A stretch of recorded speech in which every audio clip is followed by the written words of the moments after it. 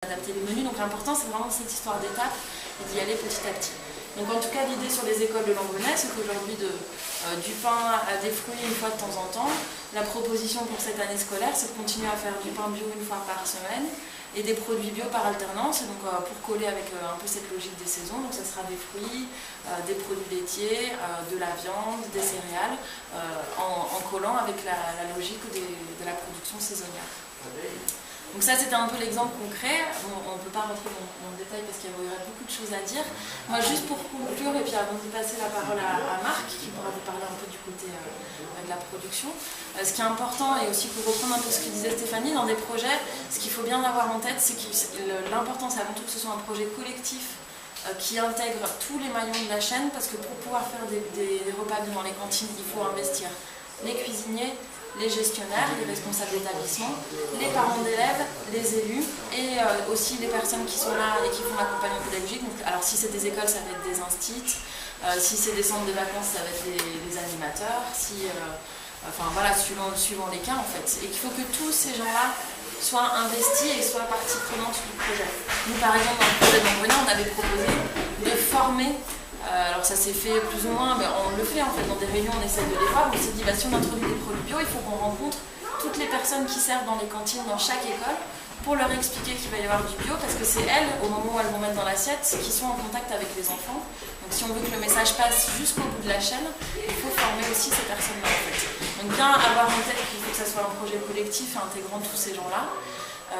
Et après, sur vraiment les aspects logistiques et le lien avec la production et les agriculteurs, se renseigner sur la filière bio locale, quelles sont les possibilités, etc. Alors nous, à Agribio, on fait un travail un peu de mise en relation, de tampon aussi, j'ai envie de dire au début, entre, comme l'a dit Stéphanie, on a le monde des gestionnaires et des cuisiniers qui sont habitués à un fournisseur qu'ils appellent la veille et puis le lendemain ils ont tout ce qu'ils veulent dans leur cuisine livré, et le monde des producteurs qui en fait commencent juste à s'intéresser à ce marché-là, parce que c'est vrai que jusqu'à il y a peut-être 10 ans, c'était un marché qui leur était pas vraiment ouvert parce qu'on parlait pas trop de produits bio et locaux dans les cantines.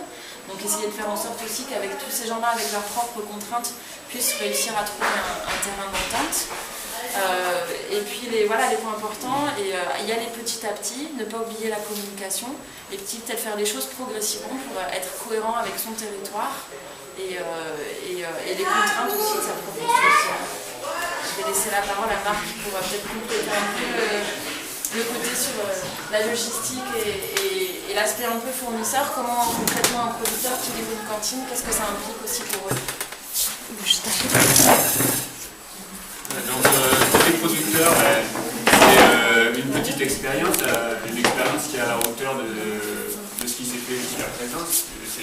C'est du test, c'est-à-dire plus que du test. On a appris beaucoup avec Agribio et aide à structurer tout ça. Nous on a servi sur Lambrenais, donc un peu l'hôpital qui sert cuisine centrale, il y a le LEP d'Embrun.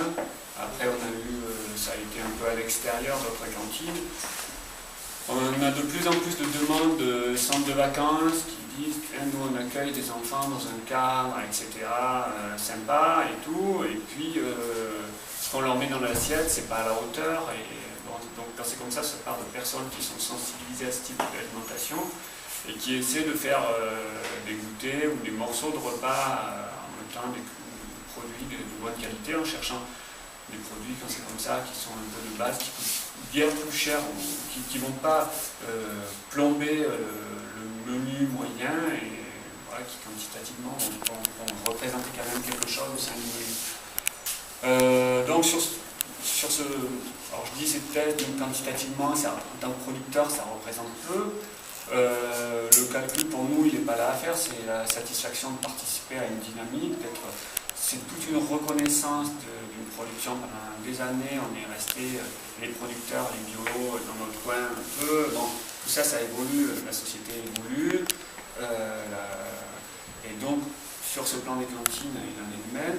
Après, au niveau structuration de la production, je fais un peu le parallèle avec ce qui s'est passé. On avait eu une expérience en tant que producteur il y a une quinzaine d'années où on avait fait un groupement, on rassemblait les produits sur des palettes pour faire du demi-groupe et pour vendre donc un peu au-delà du département, c'est-à-dire qu'à ce moment-là, il y avait peu de marché localement, et que pour vendre du bio, il fallait plus se déplacer. Et donc, ça avait demandé, au niveau des producteurs, on avait dû s'adapter, c'est-à-dire qu'on était plus sur les fonctionnements vente directe, où il n'y a pas les mêmes exigences. Enfin, les demandes sont différentes. Il y a en vente directe, il y a une valorisation supérieure, et il y a un travail de détaillant, mais il n'y a pas le même... et c'est pas les mêmes exigences que pour vendre en demi-gros, où il va falloir s'organiser pour avoir une homogénéité, etc. Bon, c'est des prix plus bas, donc ça demande une organisation de la production différente, et je pense qu'on peut faire un peu le parallèle, parce que au niveau des cantines bio, si ça doit se développer, forcément il va falloir peut-être choisir certaines cultures. Ça peut être l'ouverture pour certains producteurs de dire tiens, moi je prends cette culture, j'essaie de la produire au mieux dans des conditions de coût. L'objectif c'est pas de niveler les prix par le bas encore, loin de là, hein, mais de s'organiser de façon à pouvoir produire le plus efficacement certaines denrées qui vont se glisser facilement dans la restauration collective. C'est un peu différent de la vente directe, quoi. Voilà. Et ça, je crois que ça va être, au fur et à mesure que les cuisiniers apprennent à travailler avec ces produits, les producteurs, la demande, l'offre va aller de pair avec la demande. C'est un peu, je crois qu'on peut, c'est comme au niveau du recyclage des produits au début, même si les gens souhaitaient recycler du verre, il n'y avait pas de collecteurs de verre adaptés. Il a fallu qu'il y ait suffisamment de masse pour que des filières s'installent. C'est un peu, on est chaque fois un peu dans le même style de processus quelque part. Je pense que ça peut être une ouverture pour le développement de multiples fermes. Et puis après, alors il y a la relation, c'est vrai que quand on arrive dans une structure, il y a la relation à ceux qui travaillent sur place, et le regard peut être là à chaque fois assez différent. Il y a ceux qui vont nous dire, je pense à certains une structure où il y avait la volonté d'une personne d'introduire du bio, et quand on arrive dans la cuisine, c'était oui, les pommes, vous pouvez les poser là. Voilà. Et puis d'autres structures, on arrive avec les fruits, et ah oui, c'est les pommes bio, et il y a la satisfaction pour ceux qui sont là de dire tiens, ce jour-là, on s'emploie à donner du mieux de ce qu'on peut et à mettre des produits. On aura plaisir à mettre ces produits sur la table.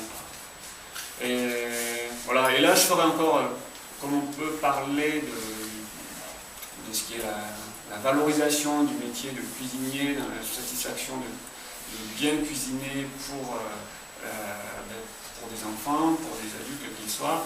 Au niveau du producteur, c'est un peu pareil. La reconnaissance de la qualité, c'est aussi tout ça. C'est-à-dire, il y a des personnes qui, je pense à des collègues qui ont fait des reconversions en bio, qui au départ n'étaient pas forcément, qu'on aurait pu penser pas forcément très sensibles à ce style de production. Et puis qui, en faisant de la production bio, ont retrouvé quelque part les vraies valeurs de leur métier, la satisfaction de dire tiens, ça a du sens ce qu'on fait. Ça ne veut pas dire que ceux qui produisent non bio ont perdu cette notion, mais il y a eu, je crois qu'il y a eu un formatage culturel et des consommateurs et de ceux qui sont gérants de structures en disant non, le bio c'est bien de penser chez soi, dans son petit monde, mais l'appliquer dans une structure collective, c'est pas évident. Et de la même façon, il y a eu un formatage d'esprit chez les agriculteurs à dire attendez, maintenant vous avez comme responsabilité de produire quantitativement pour nourrir la société.